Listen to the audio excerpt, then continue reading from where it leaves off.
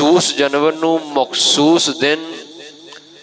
مخصوص نیت نال ذبح کرنے والے جانور نو قربانی آکھا جاندہ ہے۔ قربانی حضرت سیدنا ابراہیم علیہ السلام آپ دی سنت آپ دی یاد تازہ کر دی ہے۔ میرے اللہ کریم نے اس قربانی نو امام الانبیاء صلی اللہ علیہ وآلہ وسلم اور آپ دی امت واسطے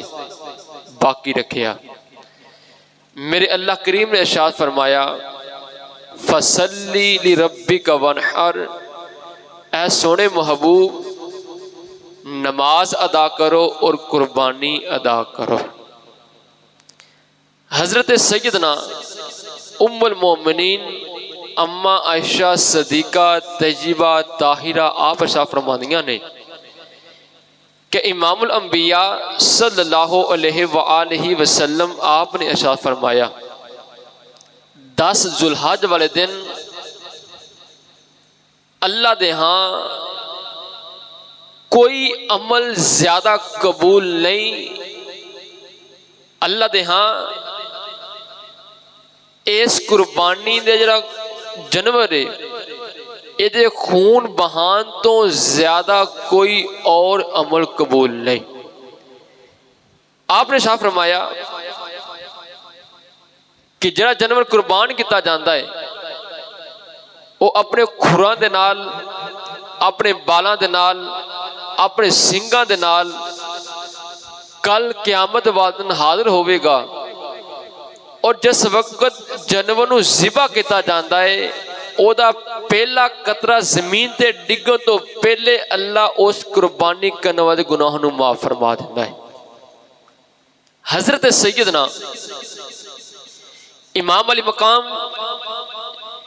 امام حسن رضی اللہ تعالیٰ عنہ آپ ارشاد فرماندے نے امام الانبیاء صلی اللہ علیہ وآلہ وسلم آپ نے شاہ فرمایا کہ جڑا آدمی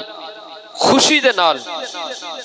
قربانی ادا کردہ ہے میرا اللہ اس بندے نو جہنم تو آزاد فرما دیندہ بھی۔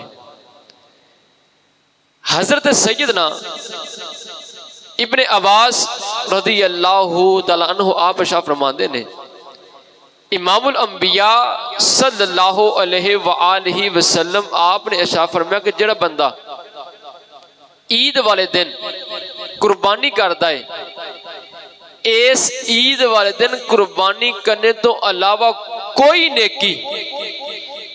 اللہ دے ہاں اتنی مقبول نہیں جتنی قربانی اندر پیسہ خرچ کیتا جاندہ ہے وہ پیسہ اللہ دی باغج قبول ہوندہ ہے۔ قربانی واسطے جو روپیہ لا جاندہ ہے خرچ کیتا جاندہ ہے اور روپیہ اللہ اپنی باغج اندر زیادہ پسند فرماندہ ہے۔ امام الانبیاء صلی اللہ علیہ وآلہ وسلم آپ نے شاہ فرمایا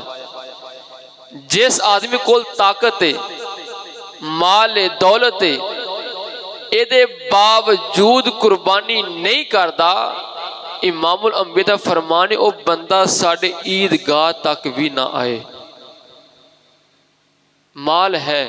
دولت ہے اے دے باوجود جرا بندہ قربانی نہیں کردہ امام الانبیاء فرمانے کے بندہ ساڑھی عیدگاہ تک میں نہ آئے، یعنی کہ اللہ دے نزدیک کو کتنا بدبخت ہوئے گا کہ جنہوں امام الانبیاء پہ فرمانے کے ساڑھی عیدگاہ تک نہ آئے۔